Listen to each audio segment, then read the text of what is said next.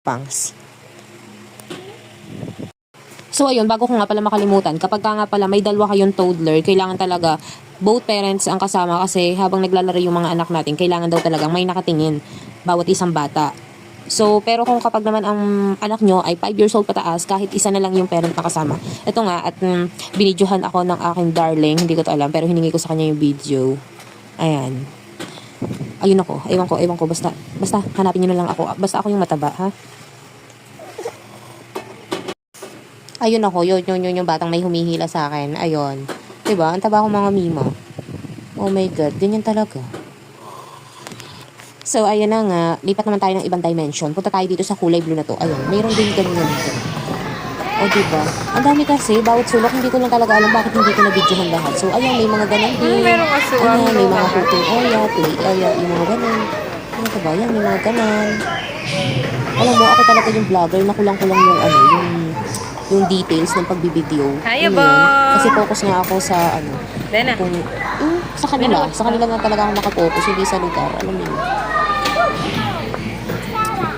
Ako ay 2020 paano na monetize kay YouTube ba?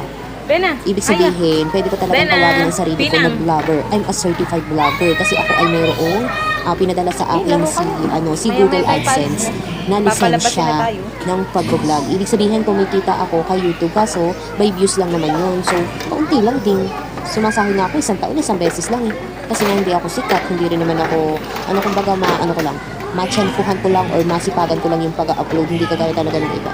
Ewan ko lang, siguro sisipagan ako kapag may isa akong video na nag-boom talaga na ako yung alam mo yun. So, akala ko nga magtutuloy-tuloy na yung pagbablog ko kasi nga, napalabas na din ako sa TV, sa GMA, kasi nga may nakapanood na ng aking mga video na tungkol yun sa pagbubuntis ko naman sa aking second born. So, akala ko magtutuloy-tuloy talaga. Pero nung umanak na ako sa second born ko, nasundan ulit yun, naging third born. Halos nawalan talaga ako ng oras sa pagbablog. Tawagin niyo ang pasensya na po papa dito sa mga nanonood sa aking YouTube channel. Pasensya na po talaga. At ako talaga ay hindi na rin makakapag-reply sa ibang comments. And hindi ko alam, ngayon lang talaga ulit ako sinipag mag-edit, mag-voice record ng ganito, magdadaldal. Kasi syempre ngayon, yung bunso ko ay, yung third born ko po ay turning 3 years old na. Talaga namang nagkakaroon na ulit ako ng oras para sa sarili ko, sa pag-aayos sa sarili ko.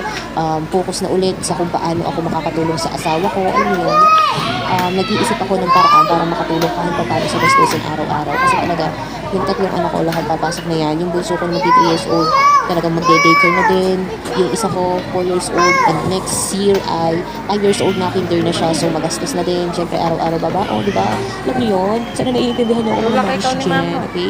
So, ayan. And ito lang po talaga ang